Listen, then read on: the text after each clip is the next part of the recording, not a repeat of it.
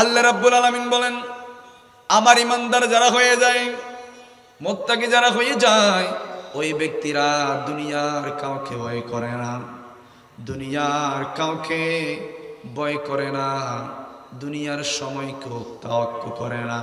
একজনের জন্য সময়টা বিলীন করে দেন, বলেন তিনি কে? ইমানদাররা সুখের সময় অসুস্থ থাকলেও মাহফিলের মধ্যে আসবে, অসুস্থ থাকলেও কষ্ট করে আসবে, ঠিক কিনা বলেন? এই ইসলামটা এমনি আসে নাই, কোরআনটা এমনি আসে নাই। এই কোরআনটা এই পর্যন্ত আসার ক্ষেত্রে আমার নবীজি একবার নয়, দুইবার নয়, অসংখ্যবার নবীজি লাঞ্ছিত হয়েছেন। আমার নবীকে পাথর মেরেছেন, আমার নবীকে পাগল বলেছেন, ঠিক কিনা বলেন? কোরআন এমনি আসে না। আমার নবীজি যখন কোরআনের বাণীগুলা নিয়ে মক্কা মদিনার মানুষগুলাকে দাওয়াত দেওয়ার জন্য রহমাতুল লিল আলামিন যখন কোরআন নিয়ে বের হতেন, মানুষগুলা বলতো, ওই যায় মোহাম্মদ পাগল, ওই যায় মোহাম্মদ মজনুন। এর মধ্যে সীমাবদ্ধ নয়, আমার নবীকে কাফেররা পাথর মেরে নিক্ষিপ্ত করেছে। নাউজুবিল্লাহ, আরো জোরে বলেন না। এই কোরআন শোনার সাথে সাথে কালো বর্ণের একজন মানুষ, চেহারা সুন্দর ছিল না, বড় বংশীয় কোনো ছিল না, এত গায়ের মধ্যে দামি পোশাক ছিল না, হযরতে বেলাল রাদিয়াল্লাহু তাআলা আনহু আমার নবীজির সুমধুর বাণীগুলা শোনার সাথে সাথে বেলাল অজান্তে আমার নবীজির কালিমা পড়ে মুসলমান হয়েছে। আরো জোরে বলেন সুবহানাল্লাহ। যেই বেলালের ঘর ছিল না, দামি জামা ছিল না, কোন ধরনের সম্মান ছিল না, আরেকজনের কিদদাস ছিলেন। আমার নবীজির নুরানি বাণীগুলা বেলালের কানের মধ্যে যখন গিয়েছেন, বেলাল আর সেকেন্ডের দেরি করে নাই, আমার নবীজির সেই কালিমা পড়ে মুসলমান হয়েছে। আরো জোরে বলতে হবে, মুসলমান হয়েছে।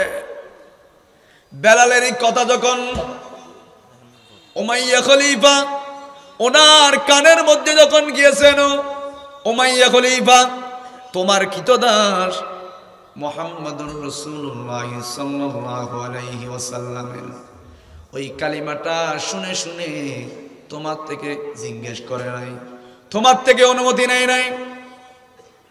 ওই বেলাল মুহাম্মাদের কালিমা পড়ে মুসলমান হয়ে গিয়েছেন। সুবহানাল্লাহ বলেন, মুসলমান হয়ে গিয়েছে। বেলাল রাদিয়াল্লাহু তাআলা আনহু আমার নবীজির সেই সুমধুর কোরআন তেলাওয়াত শুনে অজান্তেই কালিমা পড়ে মুসলমান, আরো জোরে বলেন না, মুসলমান হয়েছে। এখন ওই কাফের বেলালের সেই ইসলাম ধর্মটা গ্রহণ করা, এই জিনিসটা ওই কাফেরের পছন্দ হয় নাই। দলে দলে মানুষগুলা কেন মুহাম্মাদের দলের মধ্যে মানুষগুলা চলে যায়।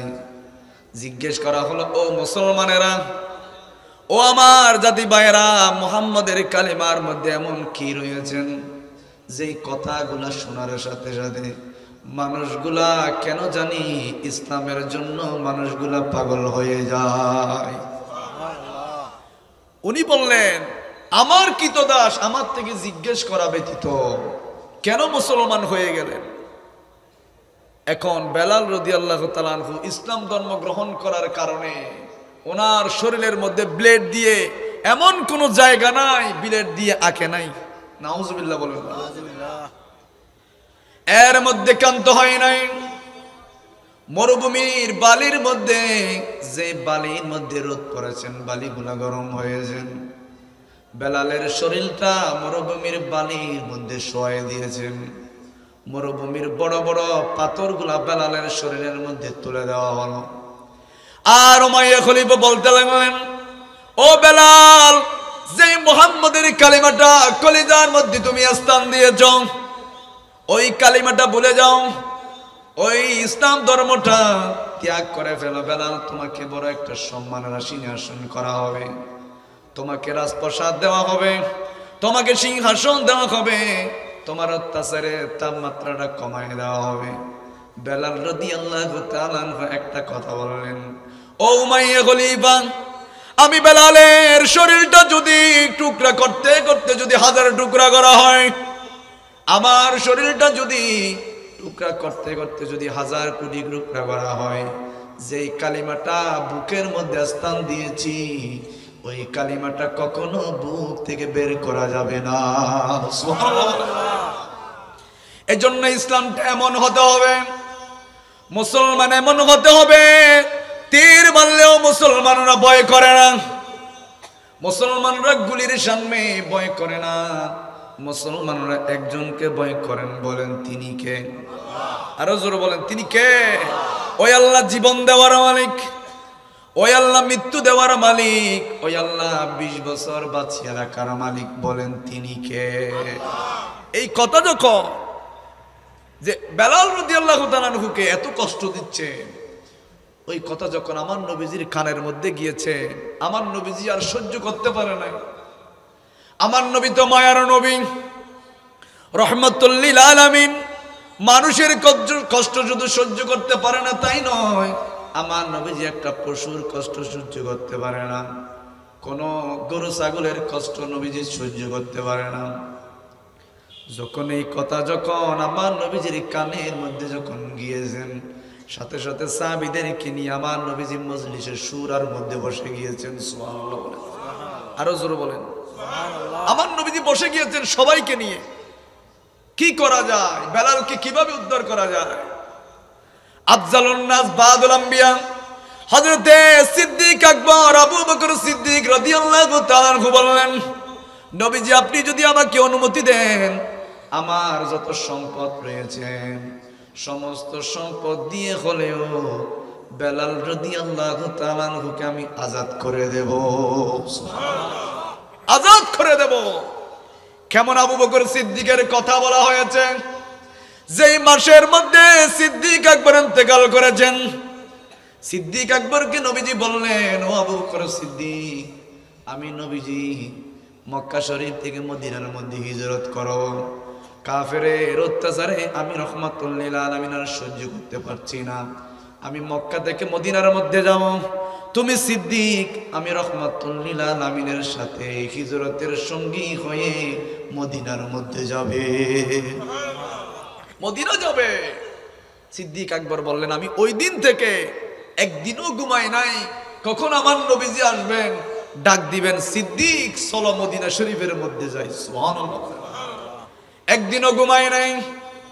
ঠিক আমার নবীজি 1 মাস 2 মাস অনেক কিতাবের মধ্যে এসেছেন, 6 মাস পরে নবীজি আসলেন, এসে দরজার মধ্যে টুকা মারলেন, প্রথম টাগের মধ্যে বলেছেন, লাব্বাইকা ইয়া রাসূলুল্লাহ, আমি সিদ্দিক হাজির। আমার নবীজি জিজ্ঞেস করলেন, ও সিদ্দিক তুমি কি ঘুমাও নাই, তোমার কি ঘুম আসে নাই? সিদ্দিক আকবর বললেন, নবীজি যেদিন আপনি বলেছেন ও সিদ্দিক তুমি আমার হিজরতের সঙ্গী হয়ে মদিনা যাবে, আল্লাহর কসম নবীজি একদিন নয় 2 দিন নয় 6 মাস পর্যন্ত আমি সিদ্দিক আকবরের পিঠটা বিছানার মধ্যে লাগাই নাই, বিছানায় লাগাই নাই। এই জন্য সিদ্দিক বললেন, ইয়া রাসূলুল্লাহ আপনি আমাকে অনুমতি দেন, আমি উমাইয়া খলিফা থেকে যত সম্পদ দিতে হয় ওই সম্পদগুলো দেওয়ার পর একমাত্র বিনিময় হলো হযরতে বেলাল রাদিয়াল্লাহু তাআলা আনহুকে আমি নিয়ে আসবো। সুবহানাল্লাহ, ওনাকে নিয়ে আসবো। উমাইয়া খলিফার কাছে গেলেন, জিজ্ঞেস করলেন, তোমার কি চাই, তোমার কি প্রয়োজন, আমি সবগুলো তোমাকে দিয়ে দেবো, বিনিময় হলো বেলাল রাদিয়াল্লাহু তাআলা আনহুকে আমার কাছে দিয়ে ফেলতে হবে। আরো জোর বলেন না সুবহানাল্লাহ। উনি তো জানে আবু বকর সিদ্দিক ইসলাম ধর্ম গ্রহণ করেছে, এজন্য আবু বকর সিদ্দিককে দেয় নাই।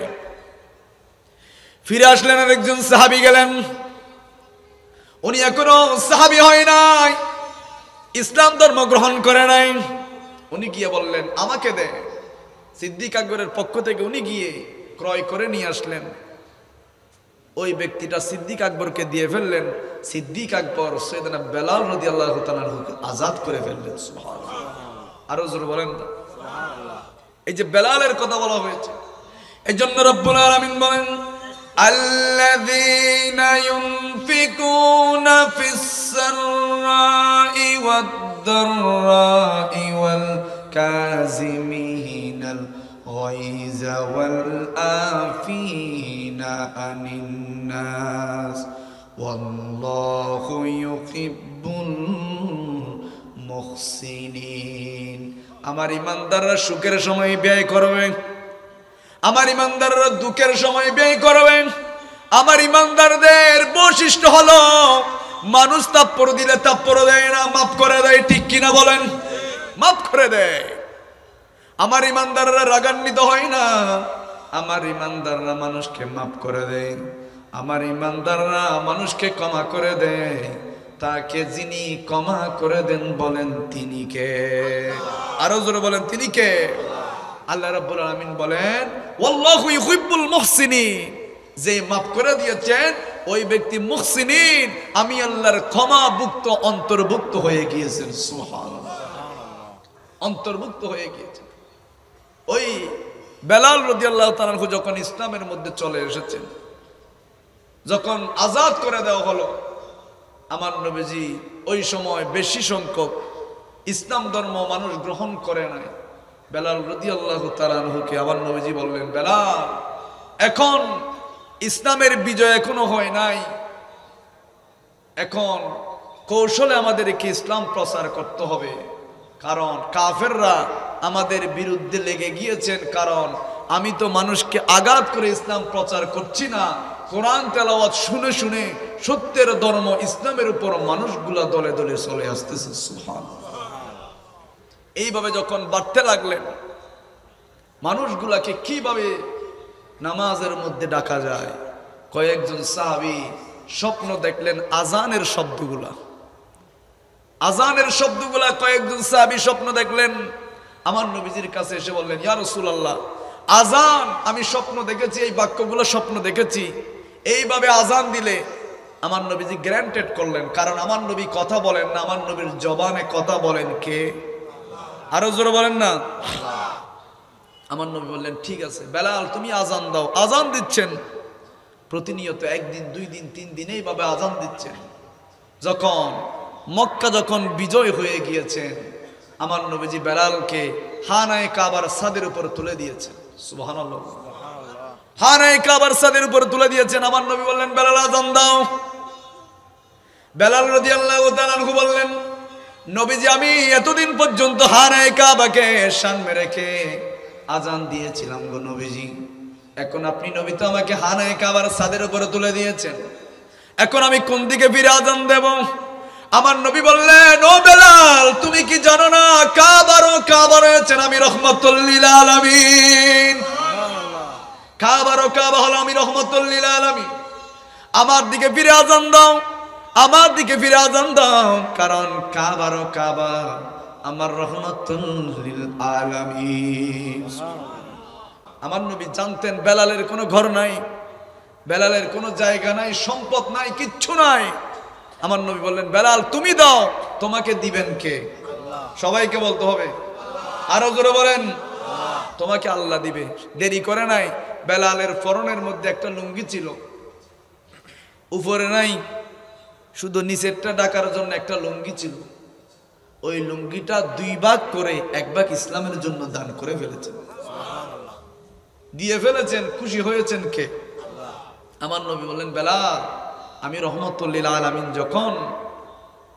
যখন আমি মেরাজের মধ্যে গিয়েছি, ওই জান্নাত যখন আমি ভ্রমণ করলাম, পরিদর্শন করলাম, আমি জান্নাতের মধ্যে তোমার পায়ের শব্দ শুনেছি। তোমার পায়ের আমি শব্দ জান্নাতের মধ্যে শুনেছি। এমনকি তোমার সেই আজানের শব্দ আরশবাহী সেই ফেরেশতাগুলা যারা দুনিয়ার মধ্যে ফজর করেন, জোহর করেন, আসর করেন, ওই ফেরেশতারা তোমার আজানের শব্দ শুনে শুনে ফজর করতেছে, জোহর করতেছে। তোমার আজান ব্যতীত তারা ফজর জোহর এগুলো করেন না। আজানটাও আরশ আজিমের মধ্যে চলে গিয়েছে। এই জন্য দেখবেন ইমানদারের শরীরের মধ্যে ভালো পোশাক নাই, ভালো পোশাক না থাকলে যে সেই নিকৃষ্ট মানের হয়ে যাবেন এমনটা নয়। ঠিক কিনা বলেন? দেখবেন রাস্তার ধারে ধারে অসংখ্য পাগলের মধ্যেও আল্লাহর ওলি আছে না নাই? বলেন না, আছে না নাই? এই ধরনের একটা রেওয়ায়েত এসেছেন যে রাস্তার ধারে একজন পাগল মানুষ, পোশাকের ঠিক নাই, কোন ধরনের চলাচরিত্রের ঠিক নাই, রাস্তার ধারে শীতকালের মধ্যে, একদম মাঘ মাসের শীতের মধ্যে বসে বসে কম্পন করতেছেন। তখন চার দোকানের একজন, যিনি চার দোকানের মেইন মালিক, উনি বললেন, ও চার দোকানের ছেলে, তুমি একটু গিয়ে ওই পাগল মানুষকে এক গ্লাস গরম গরম দুধ দিয়ে আসো, গরম গরম দুধ দিয়ে আসো। তখন দুধ দেওয়ার সাথে সাথে পাগল মানুষ তো এতক্ষণ ঠান্ডায় অনুভূত হয়েছেন, দুধ পাওয়ার সাথে সাথে একটানে সব দুধগুলো খেয়ে ফেলেছেন, সব খেয়ে ফেলেছেন। খাওয়ার পর কিচ্ছু বলে নাই, একটাই ওই দোকানের মালিকের দিকে তাকিয়েছেন, চেহারা তকদির পরিবর্তন করে দিয়েছে। আল্লাহর ওলিরা এমনই হয়, নিগাহে ওয়ালি মে ये तासीर देखी बदलती हजारों की तकदीर देखी, की तकदीर देखी। अल्लाहुम्मा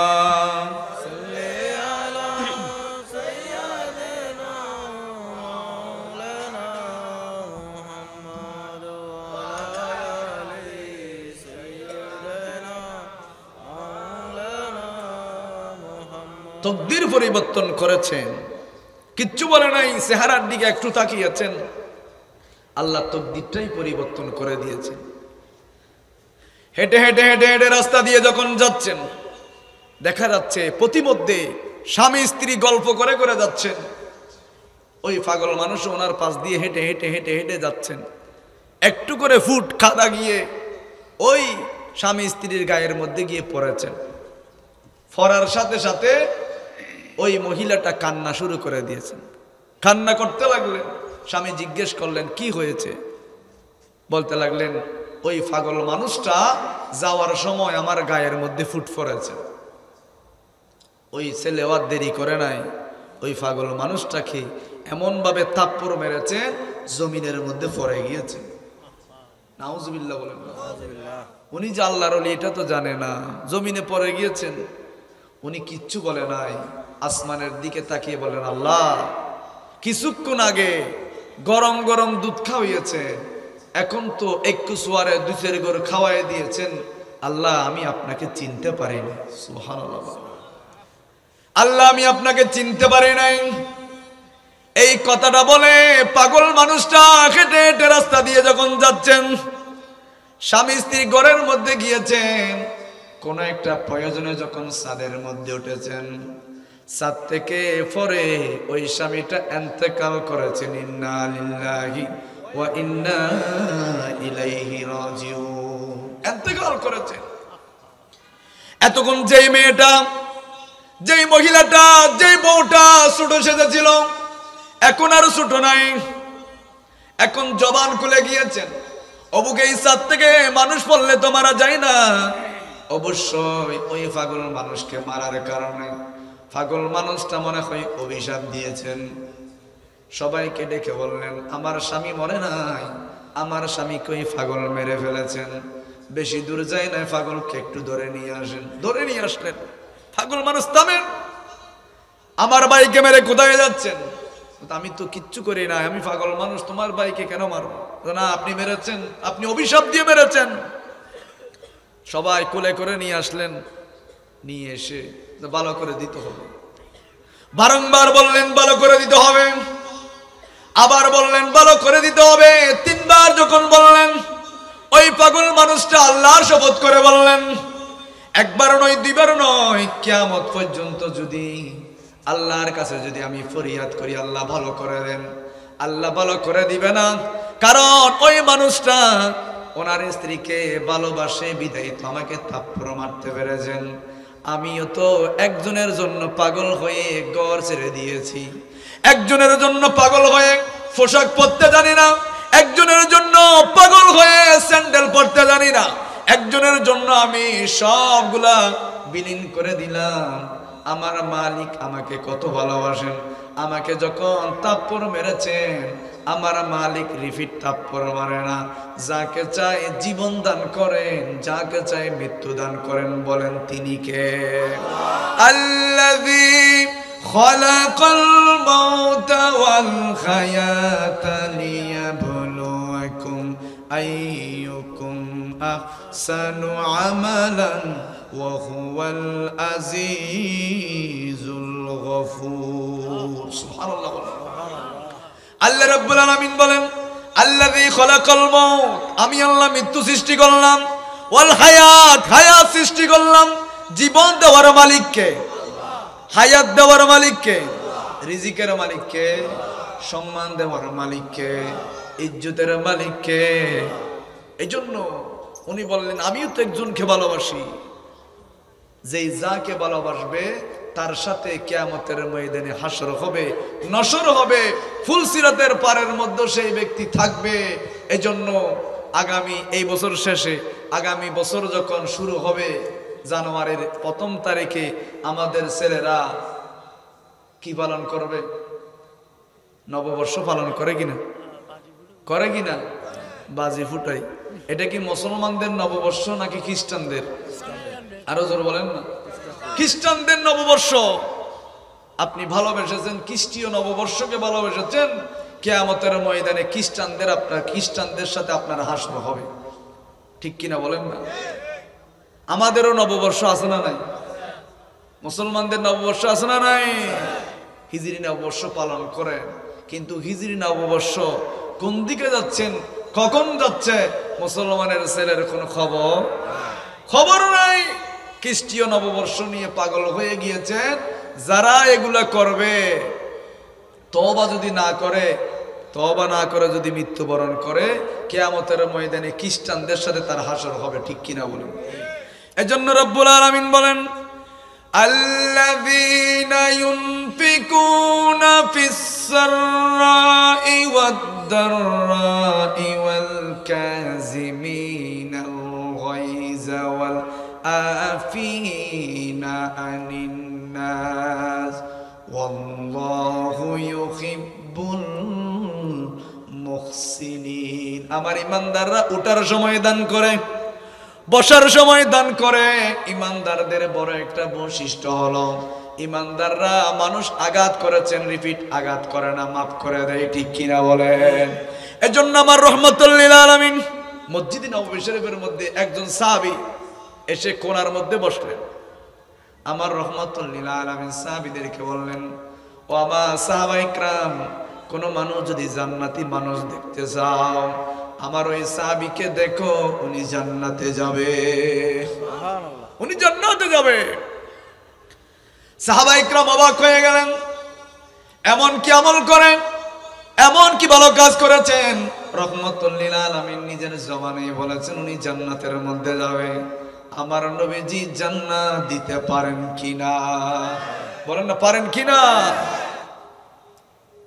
নবীজির গোলামের, মৌলাজির গোলামের কোনো চিন্তা নাই, চলে নবীজির জান্নাতে মদিনা। মদিনা যেতে চায় কিনা? আরো জোরে বলেন না। মদিনাতে যেতে চায় কিনা? চলে নবীজির জান্নাতে, নবীজির গোলামের, মৌলাজির কোনো চিন্তা নাই, চল নবীজির মদিনাতে যায়, চল নবীজির জান্নাতে। আমার নবীজি বললেন, ও আমার সাহাবায়ে کرام, কোন মানুষ যদি জান্নাতি মানুষ দেখতে চাও, আমার এই সাহাবীকে দেখো, উনি জান্নাতের মধ্যে যাবে। সুবহানাল্লাহ। দেখা যাচ্ছে দ্বিতীয় দিন আবার আসলেন, আমার নবীজি আবার বললেন, ওনাকে দেখো, উনি জান্নাতের মধ্যে যাবেন। তৃতীয় দিন ঠিকই ওই মানুষটা ওই জায়গার মধ্যে গিয়ে বসলেন। আমার নবীজি আবার বললেন, ওই মানুষটা জান্নাতের মধ্যে যাবে। সাহাবায়ে কেরাম অবাক হয়ে গেলেন, এই মানুষটা এমন কি কাজ করেছেন যার কারণে রাহমাতুল লিল আলামিন একবার নয়, দুইবার নয়, তিনবার নবীজি জান্নাতের শুভ সংবাদ দান করেছেন। সুবহানাল্লাহ। একজন সাহাবী ওই সাহাবীর ঘরের মধ্যে চলে গেলেন, বললেন, ভাই 3 দিনের জন্য আপনার ঘরের মধ্যে আমি মেহমান হতে চাই। আমি মুসাফির মানুষ, 3 দিনের জন্য আপনার ঘরের মধ্যে মুসাফির হতে চাই, মেহমান হতে চাই। উনি বললেন, আহলান সাহলান, আসেন আসেন আমার ঘরের মধ্যে। ওনার একটাই উদ্দেশ্য হলো এমন কি কাজ করে যার কারণে আমার রাহমাতুল লিল আলামিন 3 বার জান্নাতের শুভ সংবাদ দিয়েছেন। আরো জোরে বলেন না, 3 বার জান্নাতের শুভ সংবাদ দিয়েছেন। দেখা যাচ্ছে ঠিক এই নবীজির সাথে পিছনে গিয়ে নামাজ আদায় করে, আবার যখন যুদ্ধের ময়দানে যাওয়ার জন্য ঢাকার যুদ্ধের ময়দানে যায়, তাহাজ্জুদের নামাজের সময় তাহাজ্জুদের নামাজগুলো আদায় করেন। কারণ তাহাজ্জুদের নামাজ যারা আদায় করবে তাদের দাম যিনি বাড়িয়ে দিবেন বলেন তিনি কে? রাতের আঁধারে যারা সিজদাতে রয়, দু চোখের স্রোতে নদী যেন বয়, চলনার খাচানি যত আসু, পেছনে ফিরেও সে তাকায় না। যাদের হৃদয়ে আছে আল্লাহর ভয়, তারা কবু পথ বলে যায় না। আল্লাহর প্রেম ছাড়া এই দুনিয়ায় কারো কাছে কোনো কিছু চাই না। সুবহানাল্লাহ বলেন। ওই ব্যক্তি তাহাজ্জুদের নামাজে দাঁড়ালেন, দেখা যাচ্ছে স্পেশাল কোনো আমল নাই, সবগুলা ওনাদের মতো। চলে আসার সময় জিজ্ঞেস করলেন, ভাই আমি কোনো মুসাফির নই, আমি শুনেছি রাহমাতুল লিল আলামিন নূরানী জবানে বলেছেন, একবার নয়, দুইবার নয়, 3 বার বলেছেন আপনাকে জান্নাতি বলেছেন। কেন বলেছেন একটু বলেন না? আমি তো জানি না আমার এমন কি আমল নবীজি পছন্দ করেছেন। হয়তো এটা নবীজি দেখেছেন যে আমি ঘুমানোর সময় মানুষকে মাফ করে দিয়ে ঘুমাই, এজন্য আমার নবীজি আমাকে 3 বার জান্নাতি বলেছেন। সুবহানাল্লাহ। আর একটু জোরে বলেন না সুবহানাল্লাহ। এজন্য আমরাও মাফ করে দিতে চাই কিনা? আমরা যদি মাফ করে দিই, আমাদেরকে মাফ করে দিবেন কে? আরো জোরে বলেন কে? এই জন্য 2 নম্বরের মধ্যে বলা হয়েছে ওয়াল কাযিমিনাল গায়জ। আল্লাহ রাব্বুল আলামিন বলেন 1ম নম্বর বৈশিষ্ট্য হলো তারা ওঠার সময় বসার সময় একজনকে খুশি করতে চাইবে, বলেন তিনি কে? আল্লাহ। 2 নম্বর হলো আমার ইমানদাররা কষ্ট পেলে, আঘাত পেলে আল্লাহর খুশির জন্য মানুষকে মাফ করে দেয়। ইমানদাররা যখন রাগান্বিত হয়ে যায়, দাঁড়ানো অবস্থায় রেগে গেলে বসে যায়, বসা অবস্থায় রেগে গেলে শুয়ে যায়। এরপরও যদি রাগ না কমে, ইমানদাররা শুরু করে দেয় আউযু বিল্লাহি মিনাশ শাইতানির রাজিম। সবাই বলছেন না আউযু বিল্লাহি মিনাশ শাইতানির রাজিম। তাহলে আজকে শিখে যান, যখন রাগ উঠে যাবে, দাঁড়ানো অবস্থায় রাগ উঠলে কি হয়ে যাবেন? বসে যেতে হবে। হাদিস শরীফ, বসে যেতে হবে। বসা অবস্থায় রাগ উঠলে শুয়ে যেতে হবে। এরপরও যদি রাগ না কমে, আমার নবী বললেন পড়া শুরু করে দাও আউযু বিল্লাহি মিনাশ শাইতানির রাজিম। এরপরও যদি রাগ না কমে, আমার নবী বলেন রাগ আছে শয়তানের পক্ষ থেকে, শয়তান আগুনের তৈরি, সেজন্য তোমার যখন রাগ বেড়ে যাবে সাথে সাথে ওযু করো, সাথে সাথে রাগ যিনি দূর করে দিবেন তিনি কে? আল্লাহ। আরো জোরে বলেন তিনি কে? এরপরের নম্বরের মধ্যে আল্লাহ জানিয়ে দিয়েছেন ওয়াল্লাহু ইউহিব্বুল মুহসিনিন। মুহসিনিন বান্দা যদি হতে চান, ইমানদার বান্দা যদি হতে চান, আল্লাহর নৈকট্যপ্রাপ্ত যদি বান্দা যদি হতে চান, আল্লাহর এই বিধানগুলা যখন মানবেন, কিয়ামতের ময়দানে সবগুলা মাফ করে জান্নাত দিবেন তিনি কে? আল্লাহ।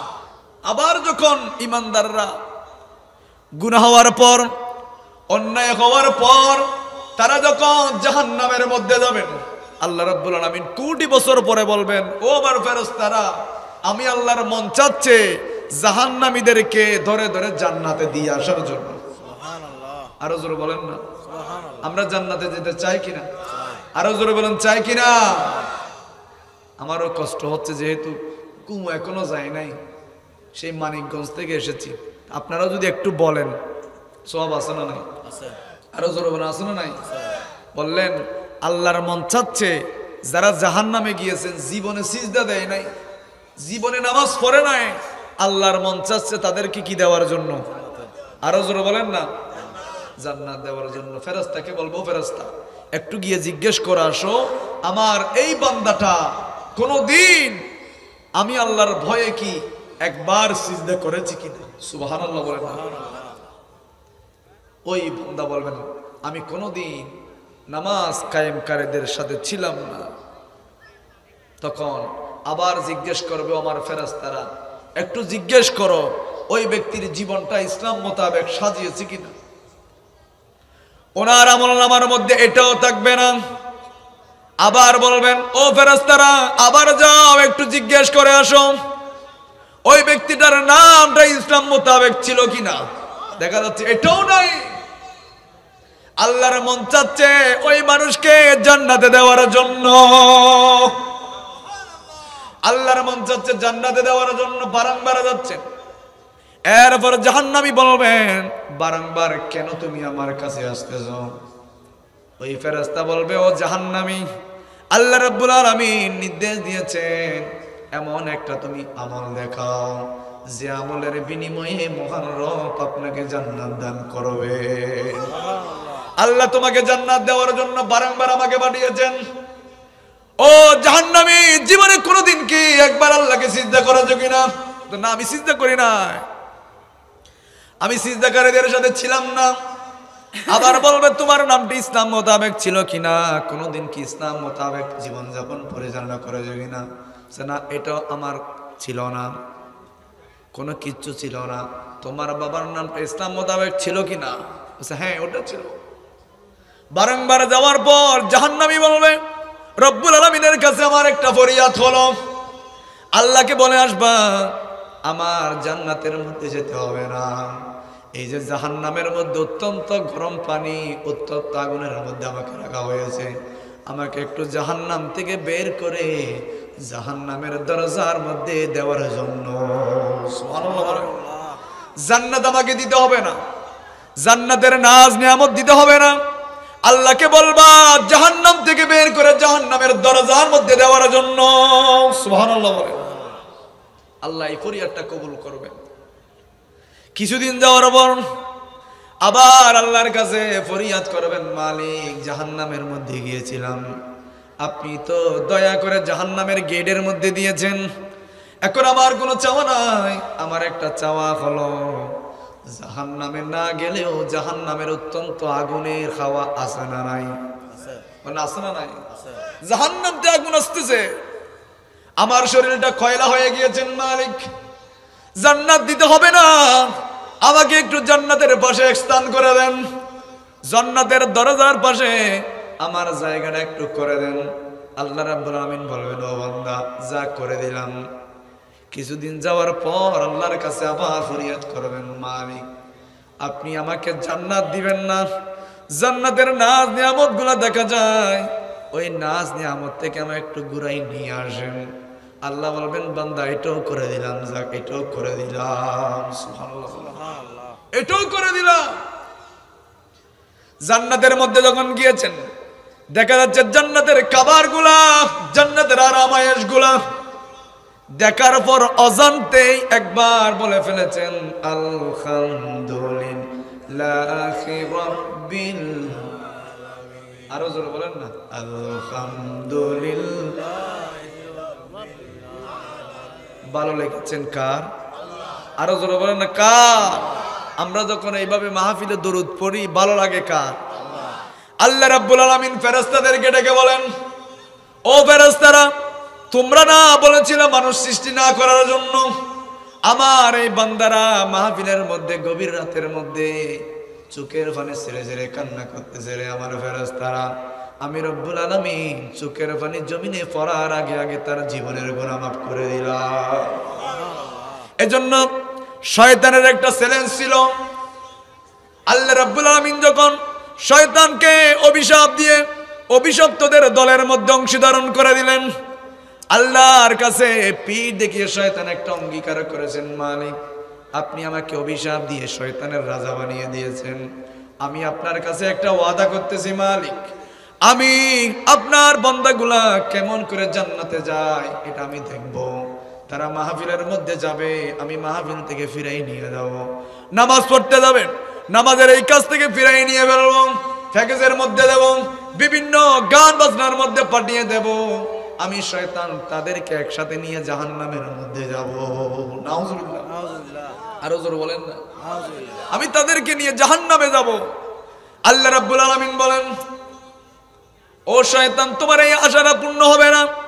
আমার বান্দারা কোনদিন নামাজ যদি না পড়ে, একদিন মিলাদুন নবীর মাহফিলের মধ্যে গিয়ে দুই চোখের পানি ছেড়ে বলবেন, রব্বানা যালামনা আনফুসানা ওয়া ইল্লাম তাগফির লানা ওয়া তারহামনা।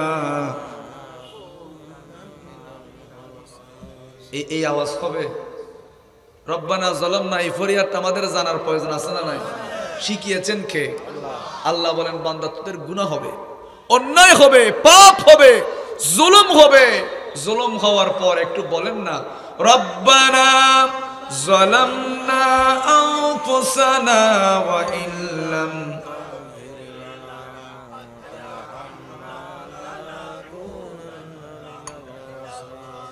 আল্লাহ রাব্বুল আলামিন বলেন, ও বান্দা, তোর চোখের পানি নাকের ডগাবে জমিনে পড়ার আগে আগে আমি আল্লাহ জীবনের গুনাহ মাফ করে দিলাম, আমি আল্লাহ মাফ করে দিলাম।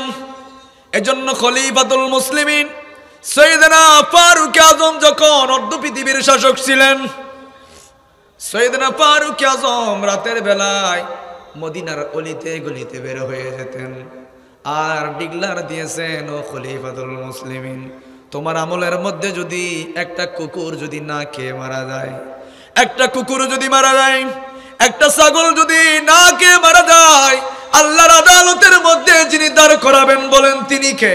আল্লাহ। ওই ফারুক আজম যিনি খলিফাতুল মুসলিমিন যেদিন দায়িত্বটা বুঝে নেবেন, ওই দিন স্টেজের মধ্যে যখন কথা বলছিলেন, সমস্ত সাহাবায়ে কেরাম দেখেছেন খলিফাতুল মুসলিমিন যেই কাপড়টা গায়ের মধ্যে, যেই জামাটা গায়ের মধ্যে দিয়েছেন, একটা নয় দুইটা নয়, ওই গায়ের কাপড়ের মধ্যে 12টা পর্যন্ত তালি ছিল। সুবহানাল্লাহ। কয়টা? 12টা তালি ছিল। একদিন জুমার নামাজের মধ্যে দেরি হয়ে গিয়েছেন, সবাই সমালোচনা আরম্ভ করলেন, আমিরুল মুমিনিন জুমার নামাজের মধ্যে কেন দেরি করলেন? সমালোচনা আরম্ভ করলেন। নামাজের টাইম যায় যায় এমন সময়ের মধ্যে আমিরুল মুমিনিন ওই নামাজের মধ্যে গিয়ে উপস্থিত হয়ে গেলেন, তাড়াতাড়ি নামাজটা বাড়ালেন। সাহাবায়ে কেরাম প্রশ্ন করলেন, আমিরুল মুমিনিন, ও ফারুক আজম, আপনি নামাজের ওয়াক্ত কি জানেন না?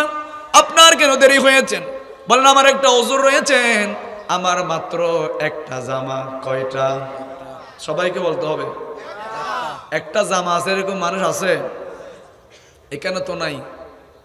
একটা কাপড় আছে, এরকম কারো আছে? যিনি অত্য পৃথিবীর শাসক ছিলেন, যিনি খলিফাতুল মুসলিমিন, যাকে আমার নবীজি নবুয়তের জবানে বলেছেন, ও ফারুক আজম তুমি জান্নাতি, আবু বকর তুমি জান্নাতি, ওসমান জিন্নুরাইন তুমি জান্নাতি, মাওলা আলী শের খুদা তুমি জান্নাতি। এইভাবে রাহমাতুল লিল আলামিন জান্নাতের শুভ সংবাদ দিতে দিতে 10 জন সাহাবীকে নবীজি জান্নাতের সার্টিফিকেট দিয়েছেন। জান্নাতের সার্টিফিকেট পাওয়ার পর ওই সাহাবীরা নবীজির কদম ছেড়ে দেয় নাই, নবীজির কাছ থেকে দূরে সরে যায় নাই। আমার নবীজির কাছে প্রশ্ন করেছেন, ও নবীজি, শুনেছি জাহান্নামের আগুন কিন্তু অনেক ভয়ঙ্কর, কিয়ামতের ময়দান কিন্তু অনেক ভয়ঙ্কর হবে। নবীজি কিয়ামতের ময়দানে হাজার হাজার মানুষ যখন কিয়ামতের ময়দানে দণ্ডায়মান হবেন, নবীজি আমরা সাহাবায়ে কেরাম আপনার নবীকে কোথায় তালাশ করে পাবো? সুবহানাল্লাহ বলে। আমরা হলে বলতাম যে জান্নাতের সার্টিফিকেট তো পেয়েছি, নবীজির দরকার নাই, ঠিক কিনা বলেন না? আমাদের মুখ দিয়ে এটাই বের হতো, কিন্তু সিদ্দিক আকবর বললেন, নবীজি কিয়ামতের ময়দানে আপনাকে কোথায় পাবো? আমার নবী বললেন, ও সিদ্দিক, কিয়ামতের ময়দানে আমি রহমতুল লিল আলামিন এক জায়গার মধ্যে স্থির থাকবো না। কখনো মিজানের পাল্লার মধ্যে যাব, কখনো ফুলসিরাতের পাড়ের মধ্যে যাব, কখনো কিয়ামতের ময়দানে হাসরের ময়দানের মধ্যে যাব। আমার গুনাহগার উম্মতরা যখন ওই গুনার গাট্টি বাড়ি হওয়ার কারণে জাহান্নামে যাবে, ওই মুহূর্তে আমি নবীজির নূরানির নাম মোবারক দিয়ে তাকে জান্নাতি বানাবো, আমি তাদেরকে জান্নাতি বানাবো। ও সিদ্দিক, সেজন্য আমি মিজানের পাল্লার সামনে থাকবো। আমার গুনাহগার উম্মতদেরকে জাহান্নামী ফেরেশতারা শিকল দিয়ে বেঁধে বেঁধে যখন জাহান্নামে নিয়ে যাবেন, আমার নবী বললেন, ও সিদ্দিক, জাহান্নামী ফেরেশতারা কানেও শুনে না, চোখেও দেখে না, এই জন্য যত চিৎকার করেন না কেন, ওই ফেরেশতারা কানে শুনবে না, চোখও দেখবে না। আপনাকে আমাকে জাহান্নামের দরজা বরাবর যখন নিয়ে যাবেন, আমার রহমতুল লিল আলামিন জাহান্নামের দরজার সামনে ব্যারিকেড দিয়ে দাঁড়িয়ে থাকবেন। আল্লাহ রাব্বুল আলামিন কথা বলবেন, আল্লাহ রাব্বুল আলামিন কথা বলবেন, ও ফেরেশতারা, জাহান্নামের দরজার মধ্যে আমার হাবিব ব্যারিকেড দিয়েছেন, আমার হাবিব কি চায়? আমার নবীজি বলবেন, রব্বুল আলামিন দুনিয়ার মধ্যে প্রত্যেক নবীকে একটা মুস্তাজাব দাওয়াত দোয়া দিয়ে দুনিয়ার মধ্যে পাঠিয়েছেন। এই দোয়াটা আদম করে ফেলেছেন, নূহ আলাইহিস সালাম করে ফেলেছেন, মূসা আলাইহিস সালাম করে ফেলেছেন, ঈসা আলাইহিস সালাম করে ফেলেছেন। আমি নবীকে মারতে মারতে দাঁত দন্দন মোবারক শহীদ করা হয়েছেন, লোহার টুপিটা মাথার মধ্যে ঢুকে দেওয়া হয়েছেন, তারপরও ওই দোয়াটা আমি নবীজি করি নাই। কিয়ামতের ময়দানে আমার উম্মতদেরকে জাহান্নামের আগুন থেকে বাঁচানোর জন্য ওই দোয়াটা দুনিয়ার মধ্যে আমি করি নাই। আজকে কিয়ামতের ময়দানে আমার উম্মতদেরকে লাঞ্ছিত করা যাবে না। সুবহানাল্লাহ বলেন। আমার নবী বলেন, সিদ্দিক, আমি মিজানের ফল্লায় থাকবো, ওখানেও যদি তুমি আমাকে না পাও, সাথে সাথে ফুলসিরাতের পারের মধ্যে যাবেন আমার গুনাহগার উম্মতেরা, আমার গুনাহগার বান্দারা। ফুলসিরাতের ফলটা দেখার সাথে সাথে ভয়ে কম্পিত হবে, অনেক কষ্ট পাবে, ভয়ে পার হওয়ার জন্য সাহস পাবে না।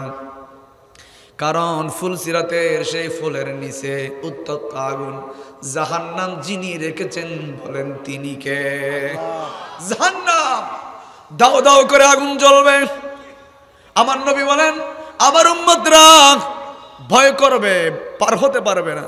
আমি রহমতুল লিল আলামিন আমার আশেক উম্মতদেরকে নিজের হাতে ধরে ধরে ফুলসিরাতের ফুল পার করে দেব। ও প্রিয় হাবিব পাগলের,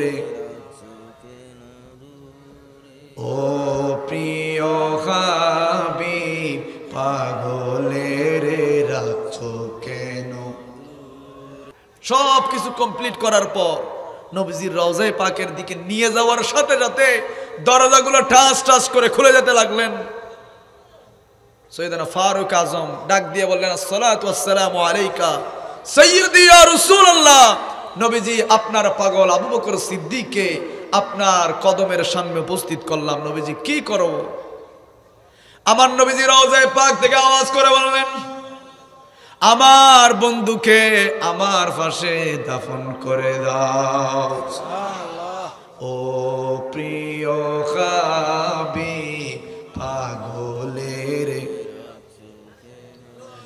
পাগল হইল ওয়াজ করনি জুবা দিলা তারে, আমি পাগলা কিছু চাই না, চাই যে তোমারে।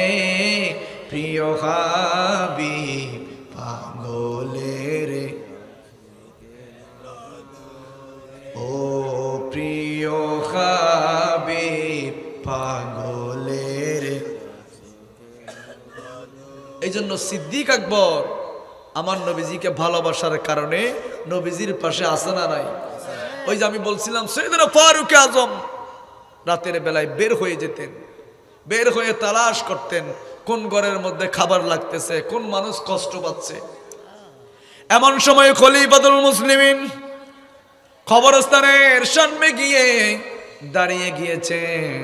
আর বলতে লাগলেন, মাটি ধরে ধরে খলিফাতুল মুসলিমিন কান্না করতে লাগলেন। ও আমিরুল মুমিনিন, নিজেকে নিজে বলতেন, ও আমিরুল মুমিনিন, খলিফাতুল মুসলিমিন, দুনিয়ার মানুষ তোমাকে সালাম দেয়, দুনিয়ার মানুষ তোমাকে আমিরুল মুমিনিন হিসাবে সম্মান করে। জেনে রেখো আমিরুল মুমিনিন, তোমার ইন্তেকাল যদি রাতের 3টার সময় হয়, সকাল 10টার সময় তোমার জানাজা। ঠিক কি না? সকাল 10টার সময় তোমার যদি ইন্তেকাল হয়, দুপুর 1টার সময় তোমার জানাজা হবে।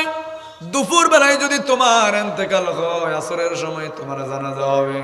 এই জন্য এই দুনিয়া তাকার জায়গা নয়, একদিন একজনের কাছে যেতে হবে। বলেন তিনি কে? একদিন মাটির ভিতরে হবে ঘর, মন আমার কেন বাঁধো? একদিন মাটির ভিতরে